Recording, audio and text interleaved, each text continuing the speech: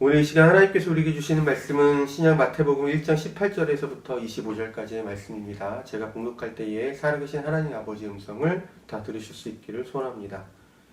예수 그리스도의 태어나심은 이러하다. 그의 어머니 마리아가 요셉과 약혼하고 나서 같이 살기 전에 마리아가 성령으로 잉태한 사실이 드러났다. 마리아의 남편 요셉은 의로운 사람이라서 약혼자에게 부끄러움을 주지 않으려고 가만히 파혼하려 하였다.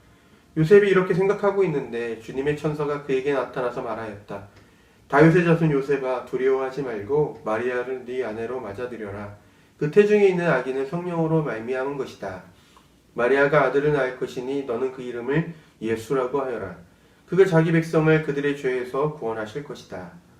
이 모든 일이 일어난 것은 주님께서 예언자를 시켜서 이르시기를 보아라, 동정녀가 잉태하여 아들을 낳을 것이니 그의 이름을 임마누엘이라고 할 것이다 하신 말씀을 이루려고 하신 것이다. 임마누엘은 번역하면 하나님이 우리와 함께 계시다는 뜻이다.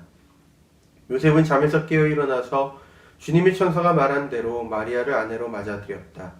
그러나 아들을 낳을 때까지는 아내와 잠자리를 같이 하지 않았다. 아들이 태어나니 요셉은 그 이름을 예수라고 하였다. 아멘. 아멘. 주님께서 주시는 말씀입니다. 영원히 임마누엘이라는 제목으로 오늘 주신 말씀을 함께 상고하고 그 뜻을 살펴보고자 합니다. 때때로 우리의 성서 읽기는 커다란 장애물을 만나서 엉뚱한 길로 접어들곤 합니다. 특히 오늘 우리의 눈으로 볼 때 성서에서 어떤 비과학적인 내용들을 만나게 되면 우리는 무시를 하고 넘어가거나 아니면 비과학적인 그 내용들을 과학적으로 증명해 보고자 하는 시도를 하곤 하죠. 그리고 성서에 적지 않은 본문들을 과학적인 사실로서 증명하려는 시도도 여태껏 지속되고 있습니다. 하지만 오늘 우리의 눈으로 고대의 저작물인 이 성서를 보면서 성서에 적힌 기록의 과학적 사실성 여부를 따지는 것은 자칫 성서가 정작 말하고자 하는 바를 놓치게 만듭니다. 왜냐하면 성서는 당대의 사람들에게 과학적인 사실을 전달하는 과학 잡지가 아니기 때문입니다. 성서의 기록자들은 성서를 통해서 그의 독자들이 과학적 사실을 접하는 것에 목적을 둔 것이 아니라 하나님이 어떠한 분이시며 지금 무엇을 하고 계시는지 또 무엇을 바라고 계시는지 그러한 것들이 또 성서를 읽는 독자들에게 어떠한 응답을 요구하는지 바로 이러한 것들을 스스로 생각해보고 결단하는 것에 이 목적을 두었습니다. 오늘 우리에게 주어진 마태복음의 이 말씀은 예수님의 탄생 이야기를 들려주고 있어요. 이른바 동정녀 마리아에게서 태어난 예수님에 관한 것이죠.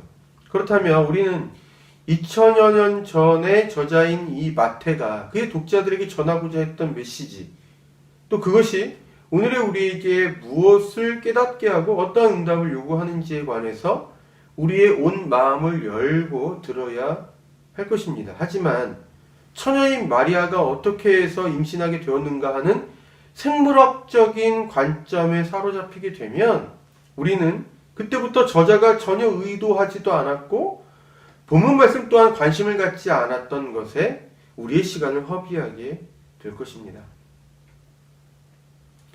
예수님의 탄생 이야기와 같이 초자연적인 이 탄생 이야기들은 이미 그 당시 고대에 널리 있었던 것입니다. 소위 영웅 이야기, 영웅 서사시로 분류되는 것들이죠. 예수님 당시에 로마 황제였던 아우구스투스의 탄생 이야기도 초자연적인 것이었어요. 아우구스투스의 어머니 아티아가 아폴로 신전에서 열리는 예배에 참석했다가 거기서 잠이 듭니다. 그리고 꿈에 뱀이 미끄러져서 그의 몸속으로 들어왔다가 빠져나가는 그 꿈을 꾸죠. 그리고 그 꿈을 꾼 이후로부터 9달 뒤에 아우구스투스가 태어났다라는 이야기입니다. 이 이야기에서 꿈에 나왔던 뱀은 현신한 아폴로 신이었어요. 이러한 탄생 이야기는 우리의 역사에서도 발견되죠. 예를 들어 고구려의 시주인 주몽은 천재의 아들 헤모스와 물의 신 하백의 딸 유화 사이에서 태어나는데 아래서 태어났다라고 전해집니다. 실제로 그 당시에 살던 사람들의 세계관 속에서는 영들의 이러한 초자연적인 탄생이 사실로서 인식되는 것이었습니다. 그리고 그러한 초자연적인 탄생은 영들이 생애에 수행했던 위대한 역할들에 대한 배경으로서 설명되는 것들이었죠. 말하자면 이런 것입니다. 그가 이처럼 위대한 일들을 해내는 것을 보니 그 사람의 탄생부터가 비범했던 것이구나. 예수께서 동정녀 마리아에게서 태어나셨다. 그리고 그것은 성령 하나님에 의해서 이루어진 것이었다라는 내용은 마태나 누가가 그들의 복음서를 기록하기 이전부터 한간에 알려진 탄생 이야기였을 거예요. 당시 사람들의 세계관 속에서 이러한 탄생 이야기는 사실로서 인식되었던 것이고 마태와 누가 역시도 그것을 사실로서 믿고 여기에 기록했던 것이죠. 하지만 그때 당시 사람들이나 이 대목을 기록한 복음서의 저자들이 이것을 사실로 믿고 있었다고 해서 예수님의 초자연적인 탄생 이야기 그 자체가 의미를 갖는 것은 아닙니다. 당시의 다른 영 이야기에서와 같이 예수님의 탄생 이야기도 예수께서 수행하셨던 그 역할의 측면에서 의미를 가질 뿐이죠. 그렇기 때문에 우리가 이 대목을 읽으면서 예수님의 초자연적인 탄생을 생물학적으로 다루려는 접근은 무의미한 것이라고 말할 수가 있어요.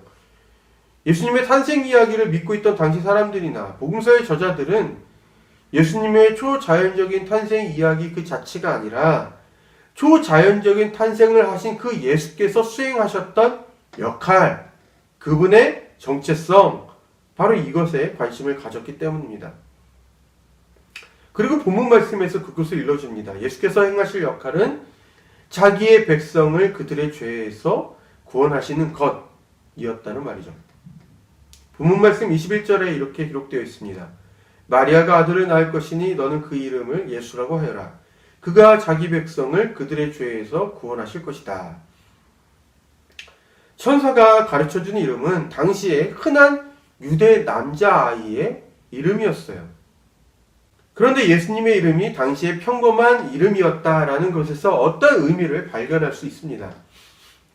그것은 당시 로마 황제였던 아우구스투스와의 이 대조를 통해서 더욱 극명하게 드러나요. 아우구스투스의 본명은 옥타비아누스였어요. 하지만 옥타비아누스는 황제가 되면서 조남한 자라는 뜻의 아우구스투스라는 칭호를 갖게 됩니다. 여기서 이 아우구스투스라는 호칭은 보통의 인간을 뜻하는 후마누스와 대조를 이루는 가히 최고의 우월성을 가진 사람으로서의 호칭이다라고 말할 수도 있습니다. 그러니까 아우구스투스 황제는 무력을 통해서 세계에 평화를 가져다준 로마의 상징적인 존재로서 또 최초의 황제로서 최고의 존엄을 자처하였다는 것이죠.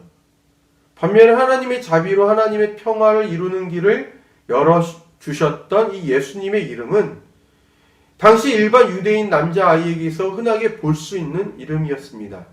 무력으로 세계의 평화를 가져오면서 존엄한 자라고 자처하던 당시 로마 황제, 그리고 하나님의 자비로 평화의 길을 여셨던 흔하디 흔한 이름으로 찾아오신 예수님.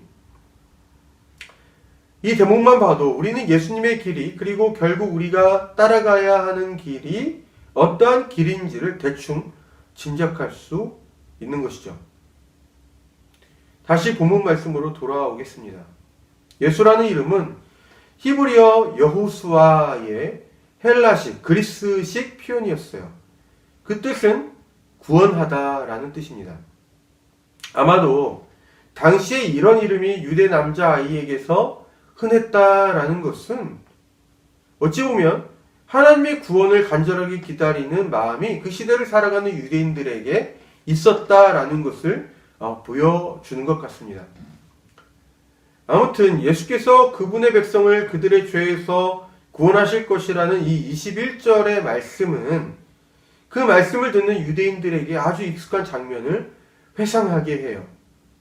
과거 그들의 조상들이 이집트에서 나와 가나안에 들어가게 되었을 때에 여호수아가 이스라엘 백성들을 이방의 대적들에게서 구원해 내었던 그 장면 말입니다. 그러니까 21절은 예수께서도 여호수아가 행했던 것과 같이 그분의 백성을 그들의 죄에게서 구원하실 것이라고 말하고 있는 것이죠. 그런데 이 구절에서 죄에서 구원하실 것이다 라는 표현이 당시 유대인들에게 들렸을 때에는 아주 특별한 의미를 갖는다고 말할 수 있어요. 유대인들은 그들이 처한 상황, 그러니까 이방 민족인 로마 치하에서 사는 바로 그러한 상황에 대해서 하나님께서 유대인들의 죄에 대한 심판의 결과로서 이해하고 있었습니다. 유대인들이 하나님께서 지키라고 명하신 율법과 계명들을 충실하게 지키지 않았기 때문에 하나님께서 이방 민족인 로마를 통해 그들을 심판하신 것이다 라고 생각했다는 것이죠. 로마의 치하에서 사는 것이 자신들의 죄 때문이다 라고 여겼으니 로마의 치하에서 풀려나려면 곧 자신들의 죄에서 해방되어야 하는 것입니다. 이것이 당시 유대인들의 생각이었어요. 그러니 죄에서 구원하실 것이다 라는 이 말씀은 곧 유대인들이 그들의 죄 때문에 겪는 로마 치하에서의 그 상황이 끝나게 될 것이라는 의미로서 유대인들에게 들렸다라는 것이죠. 이렇게 보면 당시 예수님을 메시아로 고백하고 예수님을 따르던 유대인들이 예수님께 이스라엘을 로마로부터 해방시킬 것을 기대했던 것도 충분히 이해가 되죠. 하지만 그것은 그들의 착각이었습니다.